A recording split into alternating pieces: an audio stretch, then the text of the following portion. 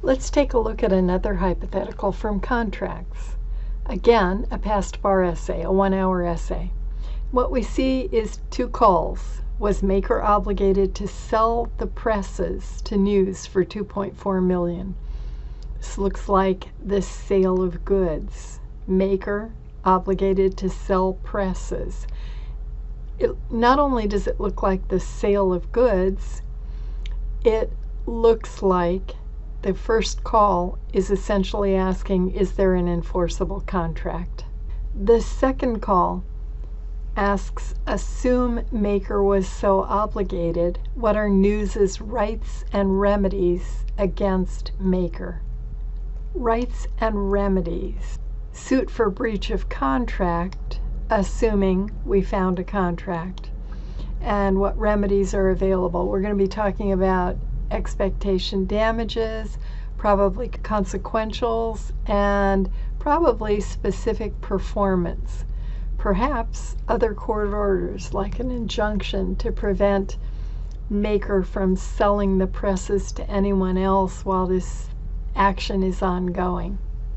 The other thing I see is $2.4 million in that first call, so that immediately reminds me that I probably have a statute of frauds issue here, so I'm going to be writing that in the margin of my hypothetical and trying to remember to analyze that as well. Maker manufactures printing presses. Printing presses are goods that are movable and are identifiable to the contract. News, a publisher of a local newspaper, had decided to purchase new presses.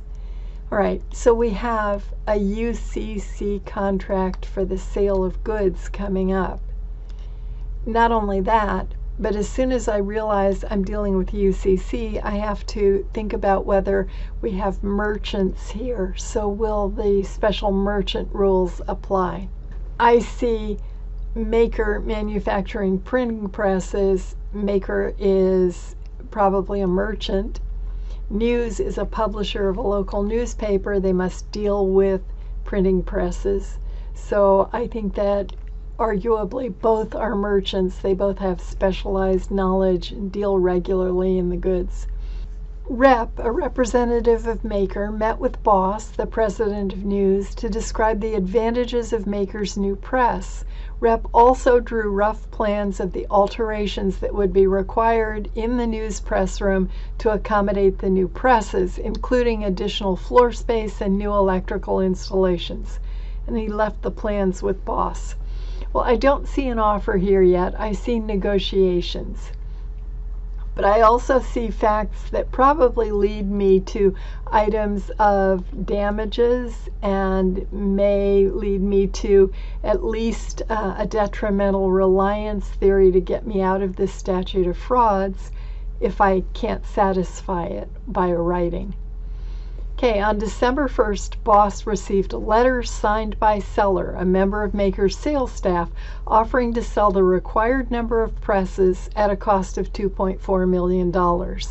The offer contained provisions relating to the delivery schedule, warranties, and payment terms, but did not specify a particular mode of acceptance of the offer, which means acceptance can be under the UCC by any reasonable means.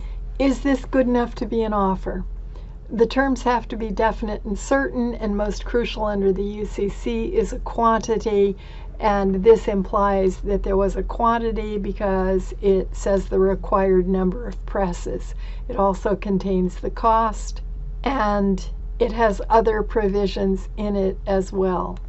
This looks like a valid offer under the UCC. The letter signed by seller, now what happens? Boss immediately decided to accept the offer and telephoned seller's office. All right, acceptance by any reasonable means. A telephone call is a reasonable means. Seller was out of town, and Boss left the following message. Looks good. I'm sold. Call me when you get back so we can discuss details. I'm not sure what that implies. This we can discuss details. but I do know that under the UCC, the acceptance does not have to perfectly mirror the offer like it does in the common law. So the acceptance could have different or additional terms, and it would still be a valid acceptance as long as the offer had not made it so that it was only acceptable under those terms. So it looks to me like we have a valid acceptance here. And we have consideration as well, right? A press for $2.4 million. All right, Boss next telephoned Presco and rejected an outstanding offer by Presco to sell presses to News similar to those offered by Maker.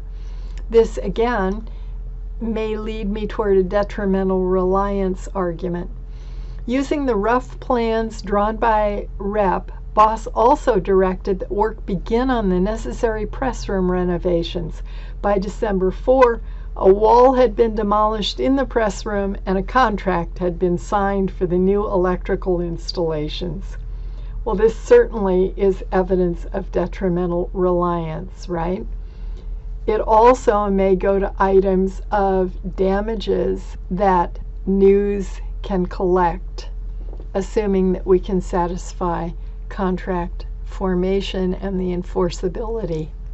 I don't yet see a complete signed contract. On December 5th, the President of the United States announced a ban on imports of foreign computerized heavy equipment. This removed from the American market a foreign manufacturer which had been the only competitor of Maker and Presco. That afternoon, Boss received a telegram from Maker stating, "All outstanding offers are withdrawn." That is an anticipatory repudiation because the offer had already been accepted. It's too late to withdraw the offer.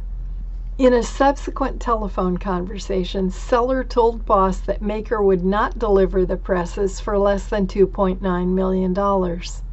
A telephone call by Boss to Presco revealed that Presco's entire output had been sold to another buyer. Okay, that fact tells me that no cover is available and that all of that work, all of that detail about the wall being demolished, a contract signed for new electrical installations, that's all evidence of detrimental reliance, but it's also consequential damages that Maker may owe to News. Do we have an enforceable contract? We have a statute of frauds problem, don't we? There is no signed contract, but they're giving me facts that make me believe that I have to be able to find an enforceable contract. They're giving me facts to anticipatory repudiation. As we said, the telegram stating all outstanding offers are withdrawn. So I have to find a way out of the statute of frauds, which requires a writing in order for this contract to be enforceable. What ways do we have out of the statute of frauds? Well, one is a sufficient memo signed by the party to be charged. Look at the letter signed by seller offering to sell, and it was signed by seller. The person we're trying to enforce against is seller, so seller is the party to be charged. This looks like a sufficient memo, and that would be an exception to the writing requirement under the statute of frauds. The other exception would, as I've said, be detrimental reliance. Looks like we have two ways out of the writing requirement under the statute of frauds, and so this is an enforceable contract. Does Maker have any argument, any defense against enforceability of this contract? Well, what about impossibility or impracticability?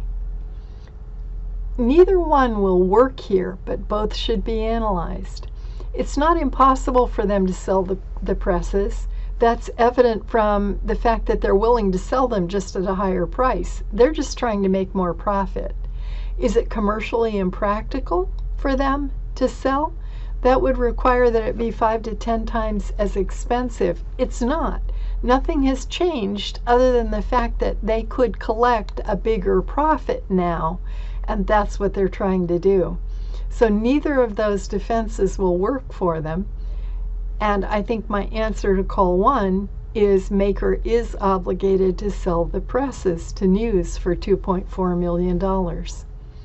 Okay, then call 2. What are News's rights and remedies against Maker?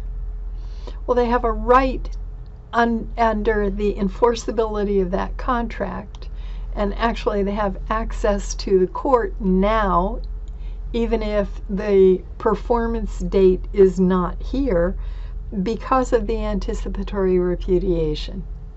That gives them an immediate right to access the court to sue for breach.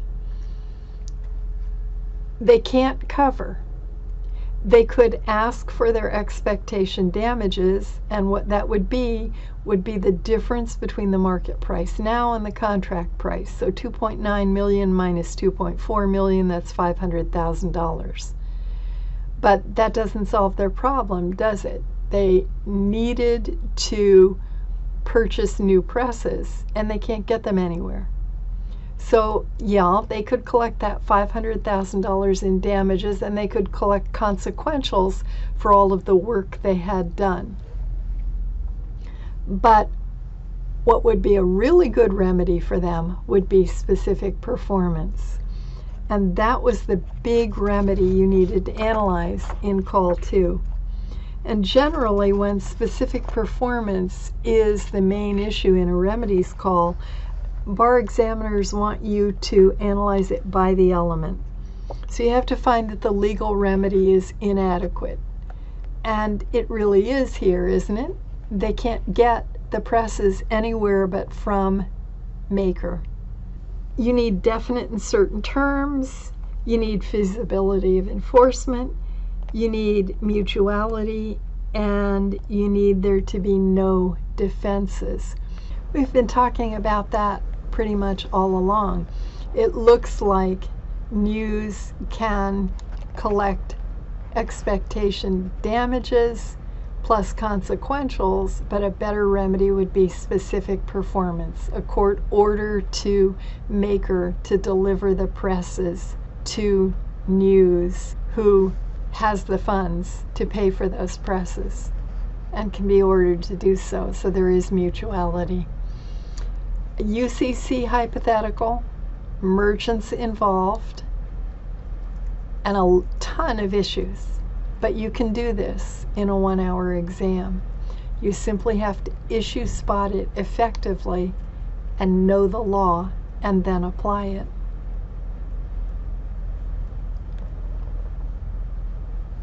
Again, if this content is helpful to you, please share it with friends, with classmates, with fellow bar candidates, and help us get the numbers up by liking the video.